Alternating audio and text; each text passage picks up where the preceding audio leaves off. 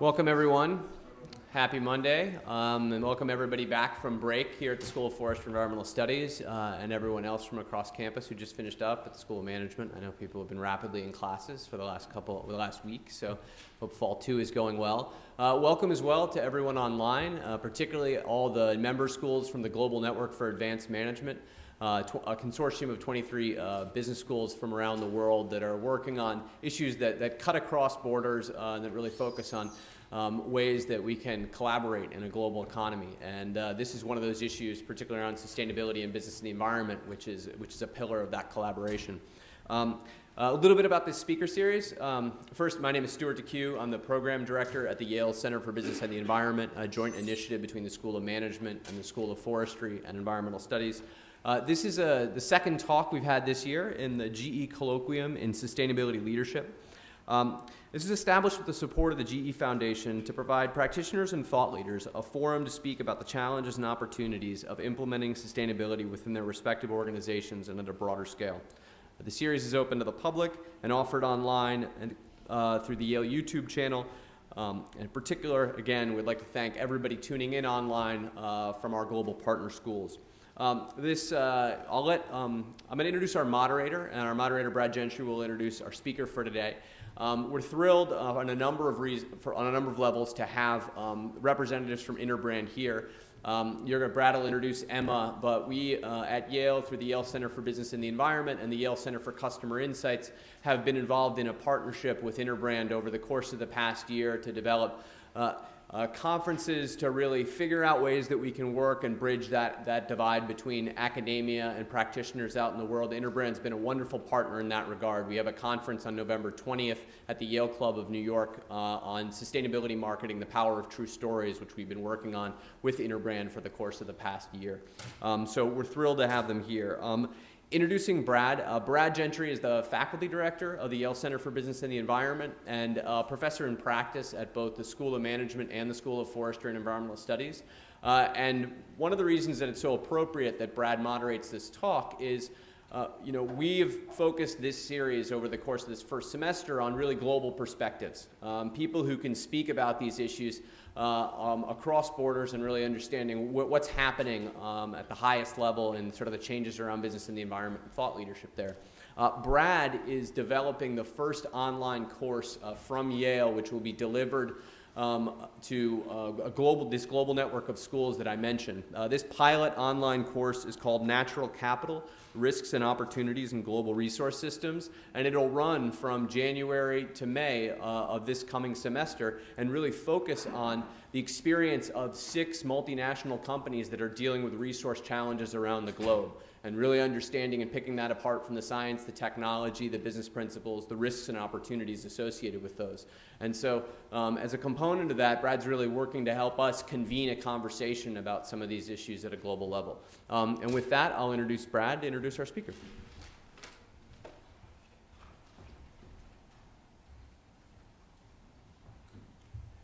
Thank you very much, Stuart. I'm glad to have you all here today. And we're extremely pleased to have Emma Hrustic with us today. She's the Global Director of Brand Intelligence at Interbrand, and her work really focuses on helping clients understand how their brands create value and how to achieve sustainable growth through their branding activities. One of the cool things about Emma's work is that it really does try to lever data that then can be used in models that marry both brand perception and financial impact.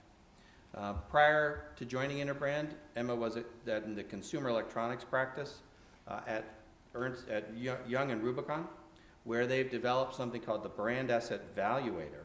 And one of Emma's jobs was to help in the redesign of that model based on linkages between changes in brands' images and companies' financial performance. She's seen this in practice across a wide range of clients. The list is long, I won't read them all, but from HP to Tiffany's and from the New York Times to Harley Davidson. So I think we have a useful representative sample here. She has an MBA from Columbia and an MA in political science from NYU. And we look forward to hearing more about Interbrand's work linking perception and performance in the sustainability space. Emma?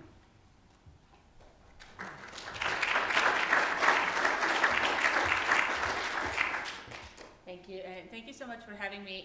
It's truly inspirational to be on the campus here and to see this building. I think it really speaks to Yale's commitment to sustainability. And thanks for being willing to listen about our ranking. Hopefully you've looked it up a little bit already, so I assume that there is some background knowledge. We, as Interbrand, believe that brands have a responsibility to not only their shareholders, but really all the stakeholders that they operate in. The ranking that I'm going to talk about, the Best Global Green Brands ranking, is something that we've published for 3 years now. Thank you. And we started, the first ranking was published in 2011, but obviously we started thinking about that a lot sooner, and I wanted to give you a little bit of a background about why we measure green brands. So the world in 2010 wasn't hugely different from what you know today. Some things were a little bit tougher. We were still recovering from the financial crisis, and the issue of trust in brands was something that was really big across categories, obviously in financial services, but really going beyond that. This notion of consumers getting a lot more engaged with brands and really wanting to know what the brands are doing, wanting to be part of that, is something that was already present and obviously still very much with us and not really going away.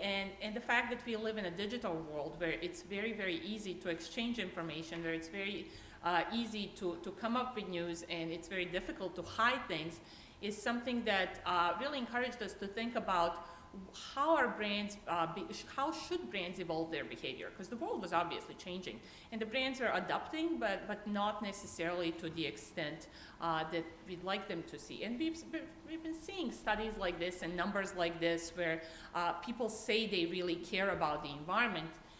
We did a study of our own in 2010 where we looked at not just whether people say they care about the environment, but we tried to derive whether that care actually translates into desire to purchase products, not just say that you would buy greener products, but the actual impact on that. And we found out that it does, and it does play a role both in B2C and B2B space, not necessarily the role as big as as people like to say. If the role was as big as people state, the green products would be flying off the shelves a lot faster than they really are. But we felt that all of this was adding up to really a notion that we need to know more about what are brands doing and what should they be doing. And we knew that there's already a lot of research in the marketplace. There were rankings that already existed. There were ways of measuring the impact on sustainability. And what we wanted to add to that conversation wasn't necessarily a better way of measuring the impact of CO2 emissions. We are a branding consultancy. We were not going to come up with a better way of measuring some of those impacts, but we felt it was very important to, one, measure that impact, but then also understand how to behave as a brand in that context. And we decided to start from the territory that was very familiar to us. We publish Best Global Brands every year. We publish the ranking of the 100 Best Global Brands based on the value of their brand. And we know that these brands, these 100 brands, are already doing an amazing job. These companies and brands are truly global. That's one of the criteria that allows them to qualify for our studies. So they operate not in just 1 or 2 regions, they operate around the globe.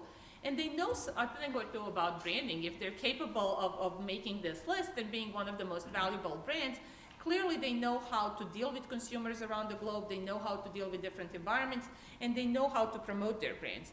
And we felt that's the right point to start at. What if we think about the brands that are already smart about all these things? What can we learn about what they're doing in the sustainability space? And so that was the starting point for the methodology. And the other piece that inspired us was, again, part of how we think about valuing brands. One of the elements of our valuation methodology is something we call brand strength. And a lot of people, again, measure how strong a brand is. What's unique about our brand strength methodology, one of the things that makes it different, is that it starts on the inside. So we don't just measure how many people know a brand, how many people would recommend it, what's the NPS score. We start by looking at the brand on the inside. do people internally actually understand it, commit to it? And we felt that this notion of inside and outside is actually something that applies beyond just looking at how valuable a brand is. That on the outside, we all have perceptions of what companies are doing. We all have an idea, whether that's fitting reality or not is a separate issue, but we all have an idea of what a brand is doing in terms of its environmental impact. And then there is the reality of what they're actually doing, the equivalent of our internal measurement. And so our methodology from the beginning was going to really help us understand what is that performance, what are companies actually doing, and what are the perceptions? What do people on the outside see as a result of that? And obviously both of those elements together impact what we all see and how we experience those brands. In terms of performance, we wanted to be very comprehensive. We looked at the number of things that's measured, we looked at what's important, and we wanted to make sure that we don't only look at the products and the impact of the product, even though that's incredibly important, but that we understand the supply chain and the stakeholder engagement and how the governance around it actually works, and whether the operations of the company are aligned. And all of those things are actually based on publicly available data, so none of the information that we use here is private.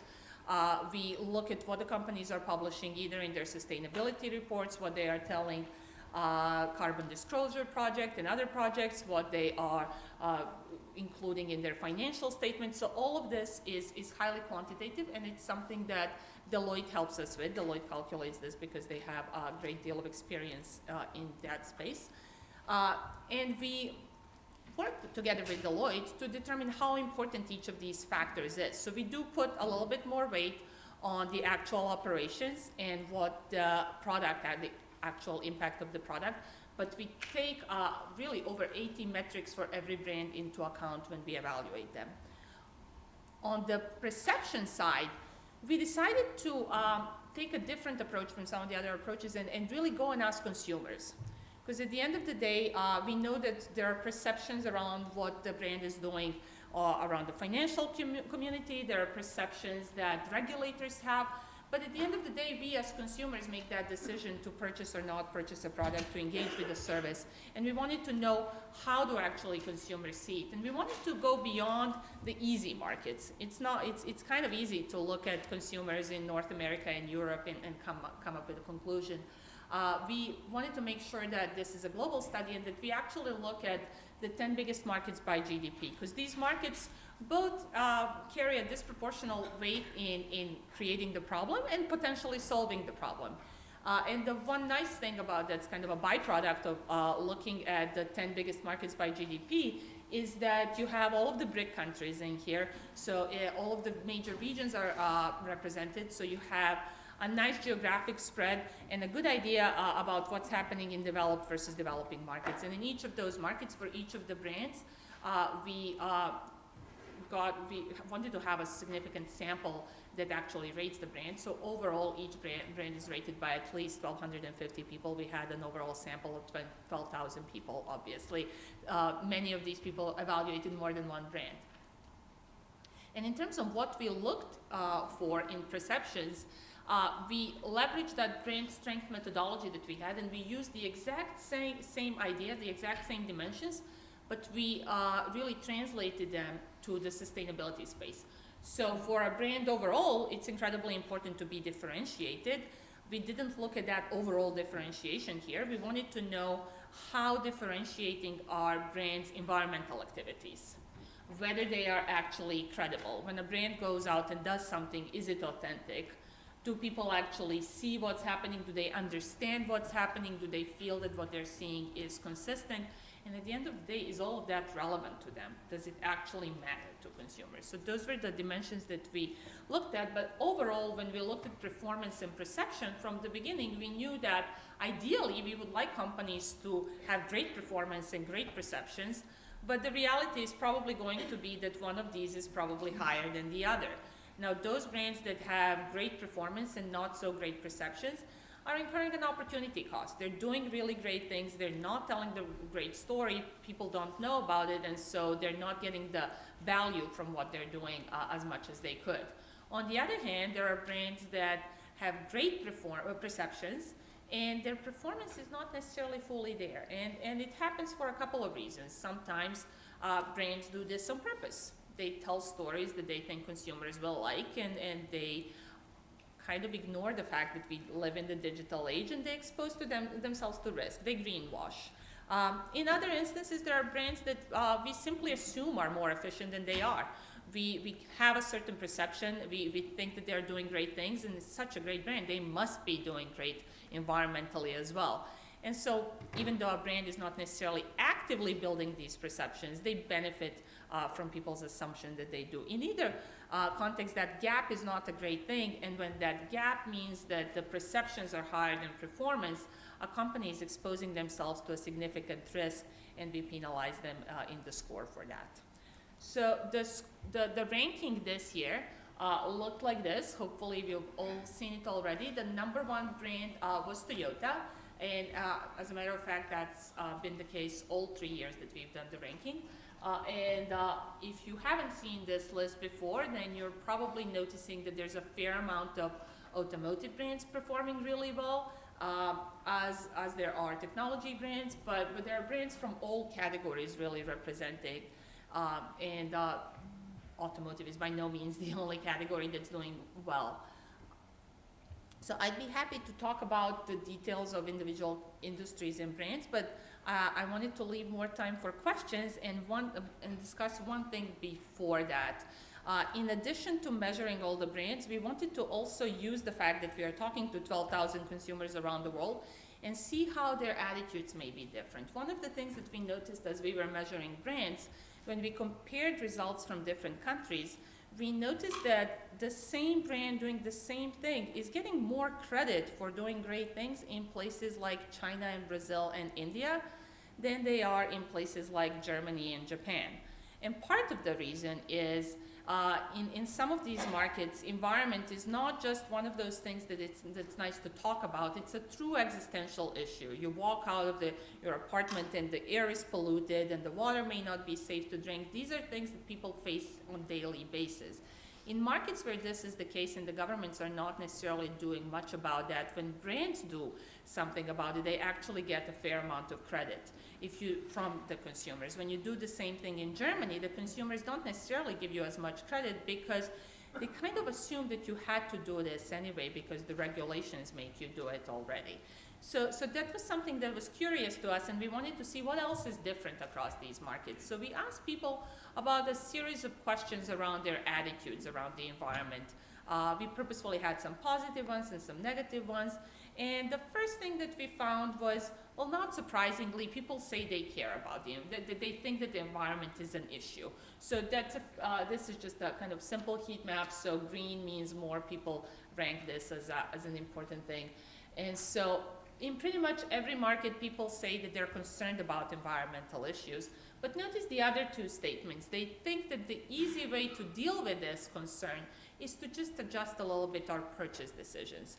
So yes, environmental issues are a big deal, but the way to solve them is probably by just kind of adjusting what I put in that shopping basket. When we asked them whether they would actually pay a little bit more for those products that are environmentally conscious, notice, and hopefully you can see the difference here in color. The red here means that it's less important, so orange really that you're seeing here in the UK and the US means that fewer people in really the richest markets would actually pay extra. So people in India and Russia are actually pretty happy to pay a little extra, or at least say they are. Whereas those of us that have higher GDP per capita as opposed to the overall GDP are a little reluctant to spend more. We had a similar question that was about economizing, and we were looking for disagreement here, and we were hoping people would say, oh, no, I'm actually more interested in the impact on the environment, not economizing. And that's the answer we got again in Russia and Italy and Brazil. But notice again, US and UK, people actually don't agree with that. People are actually focused mostly on that benefit to themselves and their own economic situation before any of the other concerns. And then the last thing I want to point out is we had a couple of questions where we hope people would disagree, but the percentages that we got around whether people think that they can trust the information that comes from the companies and whether what different companies are doing is actually different, there's a great deal of cynicism about this. So between 1/3 and 40% of people in every market say that they don't necessarily trust the information that comes from companies. So that's one of the hurdles that brands have to overcome as they are looking to leverage the great environmental things that they are doing, is the fact that there is already an expectation in the marketplace that all of these are not necessarily as trustworthy as they would like it to be. So we've left some time for questions from, ask a couple of questions, and then we'll have mics go around. Some questions from you all. Thank you very much for that, Emma. And my first question really sort of comes out of your picture of the different brands, where 5 of the 7 best performers were automobile companies. There are a lot of people at this school and in the environmental community say, oh, automakers, they're not really sustainable. So, what is it that's driving them to do things that meet the criteria, or do your criteria need reshuffling? So I think there's a couple of things. They're doing extremely well on perceptions. A lot of automotive brands have figured out ways to really maximize the impact of what they're doing on perceptions. And one of the tactics that we've seen a lot of is focus on a hero product. If you look at the top of our list, Toyota, they were the first ones in the category actually to come up with a hybrid. And so the entire notion of a hybrid for a while was really tied to Prius as a name. And Toyota got a disproportionate amount of positive associations with anything like that. If you look at other brands like Nissan, with Leaf, and even Ford that did really well this year, number 2, they don't necessarily have a hybrid or an electric car, but they talk a lot about their EcoBoost engine that is named appropriately, and that also saves a lot. But I think it would be unfair to say that they're simply smart marketers, because a lot of these brands are actually doing really well on performance. And I think another question that it opens up is what is potentially the role of governments and regulators in this space? Because the auto industry has over time improved dramatically the product that it's making. If you look at the consumption, per mile consumption of gasoline, if you look at the quality of the factories, a lot of this has changed and improved dramatically over the years, partly because they had to, partly because certain parts of the country of the world were pushing them to. But while their performance is not always number 1, they are actually performing really well. And I think if you look at the totality of what they're doing, even though, yes, gas guzzlers still exist, the industry has actually done a really good job of adjusting. That's really interesting, the hero products concept and the impact on perception. Let me switch from an environmental aspect to a social aspect of sustainability for a second. And we were all shocked by the collapse of the garment factory in Bangladesh in the spring. And lots of questions about the customers of those factories. What are you all seeing in terms of consumer behavior and perceptions of brands in those situations, and the concomitant responsibility of global companies to prevent such tragedies in the future? I think it's very obvious that brands cannot hide behind the supply chain anymore. So a lot of the brands got called out after Bangladesh, and rightly so, and stepped in and tried to deal with it. But I think what we've seen, not just in that instance, but with a number of factories that treat their workers less than great in Asia, around Asia, is that companies, whether they actually own that part of the process or not, consumers are actually holding them responsible for it now. So they can't necessarily hide behind that anymore. In our performance metric, we include supply chain as part of that because we think it's important, but I think what's more important is the dialogue that exists and the fact that when there are problems with that supply chain, you should expect to be exposed, and therefore proactively managing that is probably a better risk mitigating strategy and probably a better business strategy than waiting for problems. Yeah. Another angle that was sort of interesting about your methodology was some of the really large companies you have, the name of the overall company is different than the names of the multiple brands underneath. You know, can you talk a little bit about what you're seeing in that regard, both from the point of view of, you know, can one company have brands that have terrible environmental or sustainability reputations and coexist with those that don't? Or how do you go about sort of increasing the performance of the overall company when you have so many individual brands? So part of the reason for that is kind of how the methodology is structured, and we obviously start with the best brands that are not necessarily always company brands, but you're right, there are companies that have a whole portfolio of brands that we're comfortable managing that portfolio in a way where maybe a small portion of that is dedicated to people who care, and then we have the majority of products where we kind of just ignore it, and then maybe we have another portion of the portfolio that's trying to address another niche audience. And I think what they're learning is that while managing a portfolio like that can be efficient, the overall organization has to have a strategy that then comes to life in different brands. And while you can flex it in a way that makes sense for a certain type of a consumer, that doesn't mean that you can necessarily give up on the standards with other products because those consumers don't care as much yet. Because we're clearly in the process where more and more people are learning and discussing, and one of the things that I didn't necessarily mention earlier on, but that plays a role in our organization is seeing the millennials and the expectations that they bring to the workplace. The questions that we get asked in the interviews these days are not just about what you do as a brand and who you work with, but what is your foundation doing and how do you actually help the world around you, and so that's clearly a trend that's not going away, and I think managing a portfolio in a way where you ignore part of the issue is probably not sustainable. Yeah. No So- pun intended. Let me focus on the millennials for a quick second as well. A lot of the companies are technology companies, and they have, you know, wonderful innovation models that are constantly turning over. There is a worry on the part of many people in the environmental space that lots of incremental improvements are not going to be enough to make the changes we need to have in how we consume things and what kinds of products and services we buy to make a real difference in the world. You know, what's your sense about whether the innovation models technology companies are inventing and the customer pressure for innovation might lead to some real breakthrough, or are we more likely to see sort of incremental innovation? I definitely hope so. I think when in our assessment, when we look at different technology companies, we see a difference between those that really engage with hardware and those that don't necessarily. And actually, we're seeing some great performance from some electronics manufacturers and really brands that actually produce things. I think there is a perception and an expectation that companies that don't necessarily produce things that you touch physically but operate in the information technology space, there's a perception that those companies are somehow more sustainable because they don't produce physical things.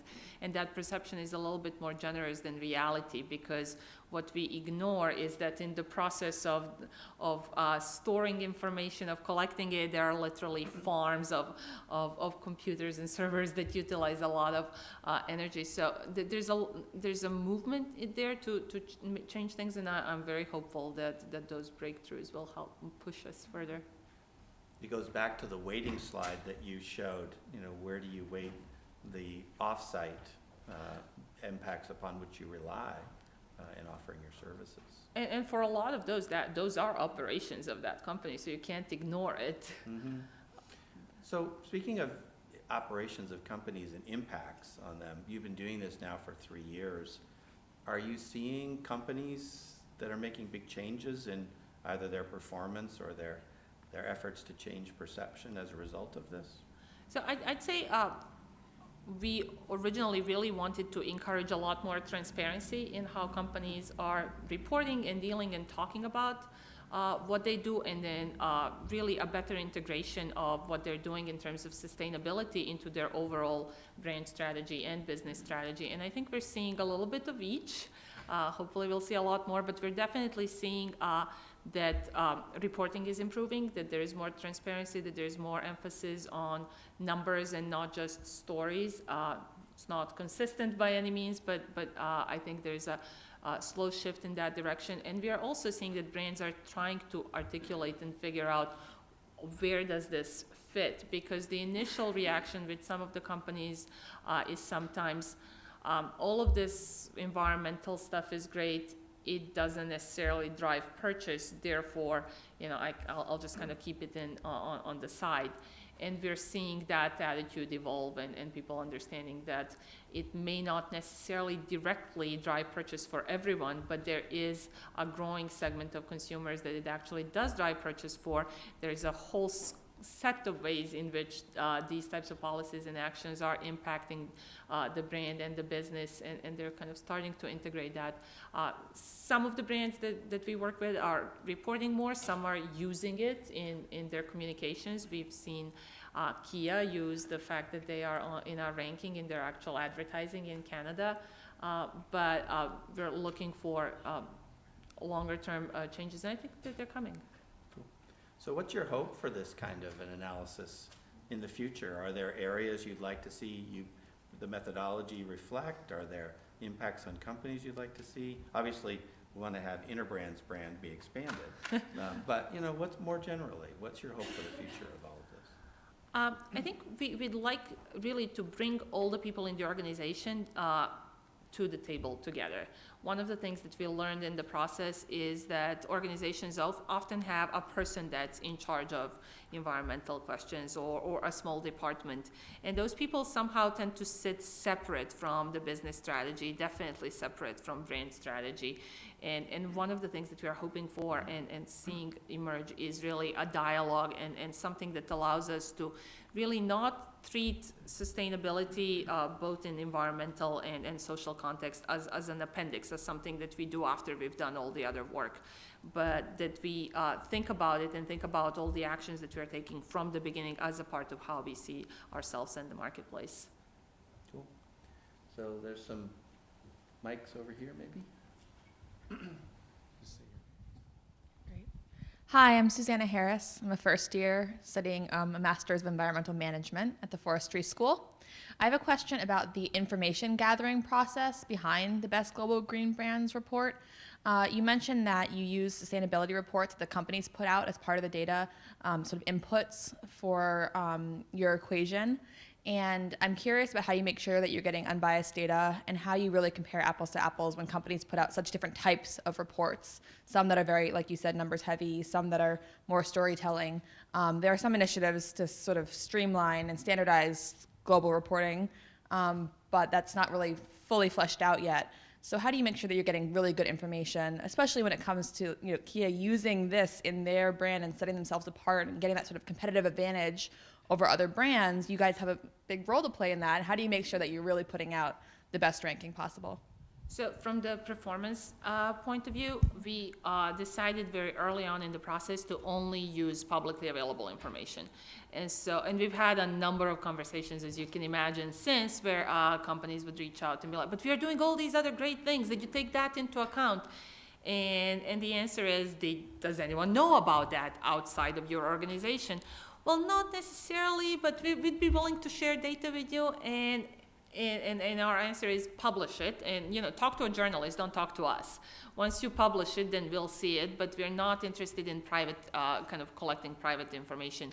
We're happy to leverage the carbon disclosure questionnaire, but I think there's a lot of things that like that already, and so the goal is not to go and kind of create yet another channel for specific set of data points. Now, pulling all of that together in one methodology means that we do favor quantitative information over qualitative, so it's easier for us to assess if we have actual numbers than if we have a story, and that's reflected in our methodology through the fact that those companies that tell stories and don't also provide numbers don't get as many points necessarily. So I think that's one of the ways, and we would certainly hope to encourage transparency in the future through this. Questions in this side of the room? Okay. In the middle?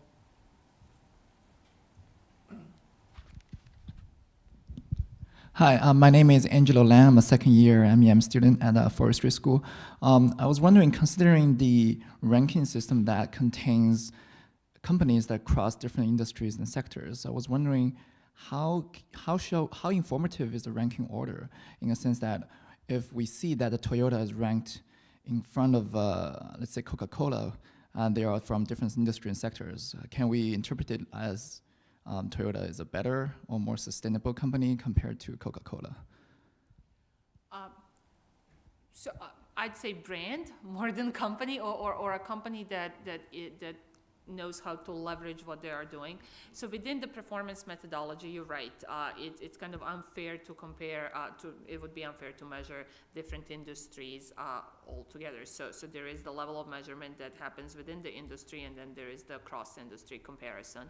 From the perception side, again, we look at these dimensions, but part of what is relevant for cars is different from what consumers find relevant when we talk about yogurt. And so we let them tell us what's relevant to them, and then therefore weight the different industries accordingly. So I think the notion here is, yes, you're supposed to be able to compare all of these brands regardless of what industry they're coming from, partly because the measurement is designed to account for that. So yes, the part of the conclusion would be that Toyota as a brand is doing a better job. So just to pick up on that, so that using Toyota and Danone, for example, Danone uses fewer toxic chemicals than Toyota does probably in making yogurt versus cars. How does that show up in the methodology? So it's going to show up in a number of things inside. I have the slides here, but when we look at the operations, the types of questions that we're looking for are obvious, and the types of the metrics that may be available are different. When we are looking at transportation for brands like both Toyota and Danone, it's actually transporting products. For financial services brands, it's they don't necessarily have tons of physical product to transport, but how do they choose to deal with commute? Do they facilitate that? Do they minimize the business travel and so on? So there are elements of that are measured within the industry so that we can actually compare apples to apples, and then compare the cross industries. And if I remember your chart correctly, you had higher weightings for operational impacts and for product related impacts, so it would show up there as well. Other questions? Yep. Front. And then Will, you get like. Hi, Vera Meyer. I'm a first-year MEM at FES, and I was wondering about those companies or brands that perform well but don't communicate well. Is there a type of communication strategy you see as systematically failing? I feel that the disconnected approach that we see a lot of is what systematically fails. So, I think that the one thing that's successful is when companies are actually able to connect the dots for consumers. So to actually show what is that, instead of beautiful landscape commercials that show wind blowing and flowers growing, if they show what they're actually doing and how's that impacting people and how's that reflecting in the actual products, that's what we need to understand. And so that's why companies like automakers or a lot of automakers are successful, because they don't show the big picture things that people may or may not care about. They show the actual product that links to what you do. GE sponsoring this series of talks obviously had a very, very successful platform a few years ago, the Eco-Imagination platform, that wasn't just an advertising campaign, that was an actual platform where they had goals, commitments, and products aligned with that made it real. And so the more that the organizations are able to make it real, and there are many ways in which they can do it.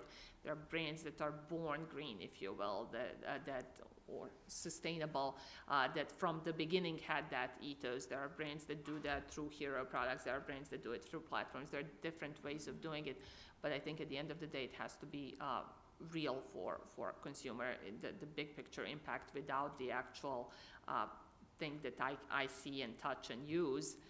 Doesn't necessarily resonate.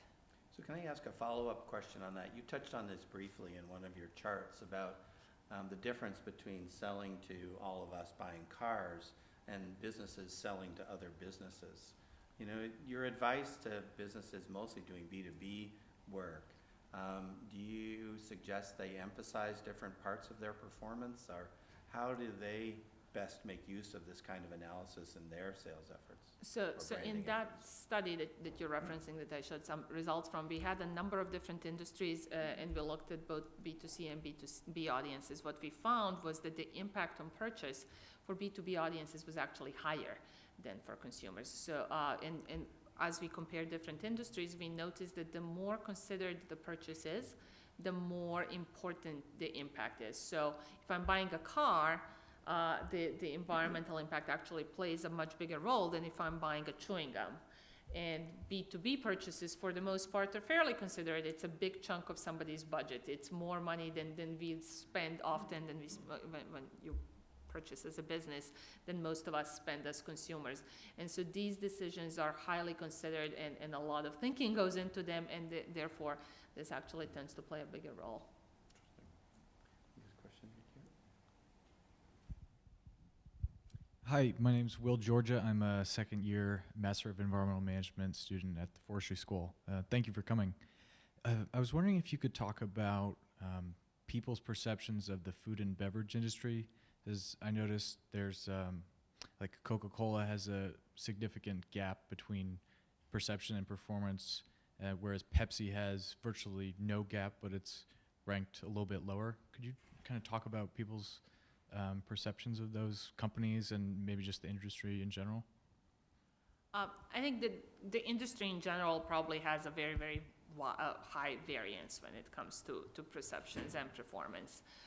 Some of the brands have over the years made an effort to talk about themselves in a way that makes consumer assume that they are stewards of the environment, whether that's necessarily entirely true or not. And some of the brands simply benefit from a very strong brand overall, and I think Coca-Cola is one of those brands that just gets extra credit for being as a great brand that it is, and people just assume that it's doing a little bit more than it's necessarily doing, and then, you know, putting polar bears on your cans doesn't hurt if you know, with those perceptions.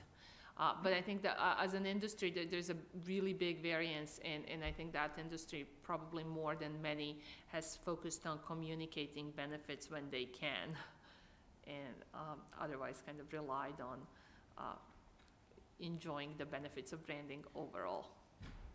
One of the interesting aspects of thinking about the Cokes and Pepsis of the world is their dependence upon water quantity and water quality, and watching them work through various new organizational forms for engaging in the watersheds where their bottling plants are located. Are you seeing that come up at all in your work, or in customers are asking for those new sort of broader, how do we position our company for managing these resource systems upon which we depend? And I think that this is one of those things where you are in the world actually plays a huge role. So in India, this is a huge issue and a very real issue for consumers who really want to be able to use the water and not go and buy a processed product. And I feel both, well, a lot of companies in that space, Coca-Cola and Pepsi and Nestle, have done a lot to reduce their water dependence, and they're all working towards water neutrality. So that's a really positive movement, but it's something that is largely driven by the situation outside of this country. In the US, most people are not worried about how much water goes into producing a bottle of Coke. They care more about how much calories come out of that. Depends on where you are in the US. a little bit, but cool. Any questions? I've been ignoring this side of the room, but I can keep going to this if we want. Yep. Hi, my name's Emily Grady, and I'm a first-year MEM student as well. And I'm curious about, so a lot of the companies, I think, have had some sort of most of their initiatives have been voluntary. There have been probably some government regulations involved. But I'm curious if you see any role for like a government regulatory platform to sort of lend legitimacy to some of the branding efforts that these companies are putting forward in the environmental space. I think the government, and I thought automotive industries is one example of that. I think the government definitely has a role to play. I don't know if that's necessarily on the branding side of things, because I think I mentioned sometimes in markets where the government actually does play a fairly big role, that diminishes the brand's ability to benefit from that and kind of get additional perceptual benefits, if you will, in addition to what the some of the hardwired benefits may be. But then part of that is also how different industries are leveraging that, and obviously automotive industry is an example that has found a way to kind of go beyond what they have to do and make it something very successful. I think it certainly helps push the thinking forward. And I think one of the reasons why I wanted to look at the global companies like this is that you can have an effect even if you don't have a consensus globally, right? If a certain set of markets are requiring different things, you can imagine other markets lagging behind for a while, but not forever. And so once you see better products and more efficient products, you kind of want to bring them to other places as well. So I think industries in general should probably spend more time figuring out how they can push it, but when that doesn't necessarily push things as quickly as it should, the government can certainly speed things up. Other questions? Yep. Hi, I'm Alex Pasalopoulos from the School of Management first year. So I was really interested to see how some of those attitudes of consumers break out across different regions of the world. I'm wondering if there are any other metrics that you guys found interesting, so whether it was age, influencing perception, or maybe income level, anything else that would be of interest to us. So definitely we were very interested in how does this look for millennials, given what we are all experiencing with millennials. And one of the things that's interesting when you're just going to break the numbers is that it's not a systematic effect. It's not like all of these scores are higher for millennials. It's really kind of considered things. So millennials claim to be more concerned, but then they're also more cynical than the rest of the population. They are not necessarily in that group when we have those questions whether they're willing to pay more. They're not necessarily going to say, yes, I actually do want to pay more, but they are more likely to say that they would avoid companies that have bad reputation or that they do. So there's definitely an age difference. There's probably an income impact as well, but it's not systematic and it's not across all of those. Can I ask a follow-up question about millennials and possible impacts? In the early days of corporate environmental reporting, some of the companies that were most involved said it's great for our shareholders, great for our customers, but we're really trying to attract young engineers who care about sustainability issues, and we want to be able to hire the best talent in that pool. Is that an argument that you see reflected in your findings or in the questions you're asking or in the discussions with companies about why they may be spending time in these messages? I think that's something that definitely resonates and that we certainly hear when we talk to companies, and they are sometimes baffled themselves because they come to campuses like yours and they talk to students and they sometimes they may be in the food industry and feel that ultimately they're doing the right thing, and then they see a chemical company that is talking about the social responsibility in the right way attract the top students, and they're baffled by that because they feel that inherently there's a difference, but they're certainly realizing that, and it's a big factor these days. Glad to hear it. Any other questions? One question I had, was that a question? Yeah. Hard to see against the spotlight over there. Hi, my name is Yesenia, and I'm also a first year at the forestry school. And I had a question regarding your definition or how you approach the idea of sustainability and green. How is it that you sort of define that with this particular study? And then also, did you encounter any sort of problems with the way that sustainability and or green is perceived in different parts of the world, in the different countries that you carried out your research? So as Interbrand, we really think about corporate citizen, kind of the notion of corporate citizenship that's broader than just the impact on the planet. So we think, how are brands treating their employees? How are they treating the communities where they operate? How are they treating the governments that they deal with? How are they treating, and then planet as one of those. So for this study, we chose to focus on the impact on planet, but when we think about what that means and what it means for brands, we also have a broader point of view. We chose to focus on the environment because it was something that we felt was on the way to being measured and where we could understand the impact better, because on the performance side, there's a whole set of metrics not fully aligned, not fully agreed on, but there's a number of things that we're already looking at, and it's something that has been discussed and that consumers are familiar with and they can think through. But part of how we weight those things that we measure in the survey is a function of what people tell us matters to them. So we'll ask them, in the automotive industry, for example, there are all these things that the company could be spending their time doing. They could focus on creating better products, more efficient products. They could focus on recycling. They could be thought leaders and help educate the communities. And then we ask people to actually tell us which of those actually matter for automotive company and which ones matter for a food company, and it's not always the same, and so we actually weight what they tell us afterwards based on what matters to them in that industry.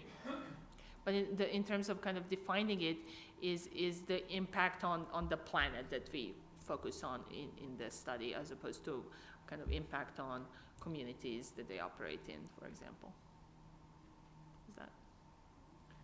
So just thinking about those different buckets that you're working with, the communities and the employees and others, are you seeing a sort of natural weighting by customers across those different buckets that's different than or in addition to what you described earlier across the countries?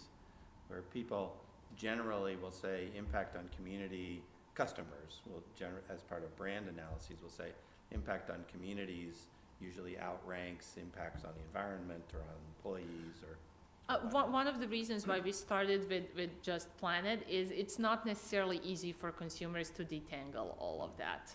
So often what you experience in your community outweighs kind of the big picture, or what you see around the environment outweighs the fact that you read an article 3 months ago about a corruption scandal that company was involved in.